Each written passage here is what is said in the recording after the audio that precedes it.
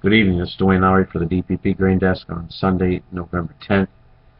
The outlook tonight is probably somewhat mixed with a steady a little easier, steady a little better. The outlook for tonight, depending on what type of bias you come into the market with. Friday's reports, I think, are best summarized as this: they certainly are not bullish. In terms of we've got ample supplies for the entire marketing year, so they're not necessarily bullish, but in relationship to expectations, the data certainly was not as bearish as many feared or some expected. So I think that the key takeaway points from Friday's reports are that supplies will be adequate through this marketing year. They're not quite as large as expected. Going forward, during the next several months, you're probably going to continue to see U.S. carryout levels lowered from the levels announced on Friday. That in and of itself, again, is not necessarily bullish, but everything needs to be taken in context and in relationship to expectations. The market had dialed in some very large and excessive carryout levels in corn. The market had mixed feelings in beans, but at 170 million carryout, that's adequate, certainly not burdensome, and the odds are probably pretty good that global demand will cause U.S. carryout levels projections to be lowered here during the next few to several months. So I think we put away the supply side of the market at the present time and consider Friday's report a culmination of that activity. Moving forward now, you're going to be talking about cash basis levels, producer movement, demand activity, and whatever South American production concerns may or may not develop. I think that it's important to remember that just because we have a larger carryout than we've had in the last several years, that in and of itself doesn't make the market bearish every single day, bearish this week, next week, and each week beyond, and when the market's in a steady decline. That's just not how markets work.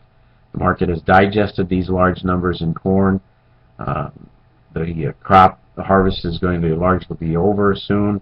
Producers are going to put the stuff in the bin, and 5, 10, 15, 20 cent rally will not be enough to cause producers to actively and happily make sales. You're dealing with a situation here where between now and mid-February, mid-March, the farmer's going to need to see 30, 40, 50 cents in corn before he decides to open those bin doors. And I think that is the amount of corrective rally that one expects. If you want to talk about pressure on the producer to make sales because he knows there's adequate supplies, that's not going to occur in any significant way until we get into spring planting and they feel the crop is off to a good start or going to be off to a good start. In some years past, 10, 15, 20 years ago, maybe there were more pressure on producers to make sales after the first of the year, at the 1st of March, all due to cash flow reasons.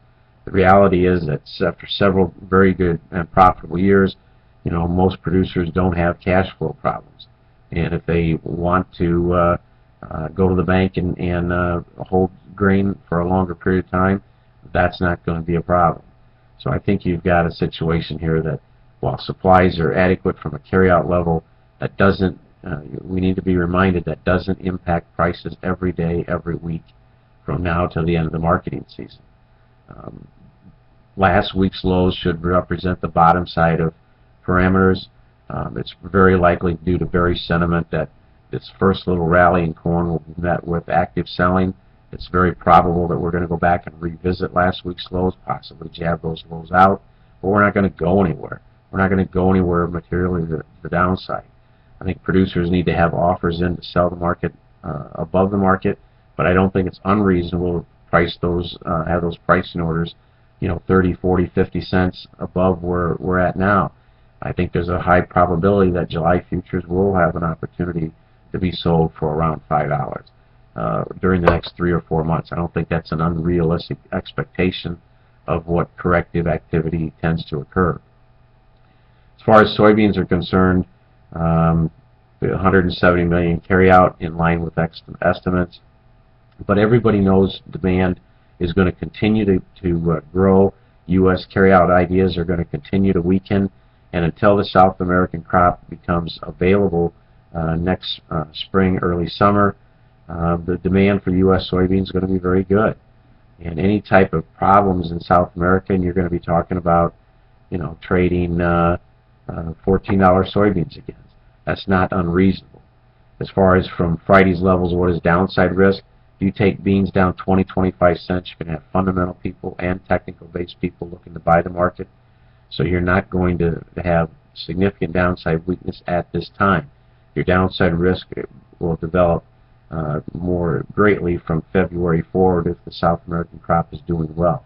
In the meantime, it'll be well supported. So look for trade on both sides tonight, early this week. Early weak strength in corn and beans probably is met by selling. The potential to retest last week's lows in corn does exist this week or next, but in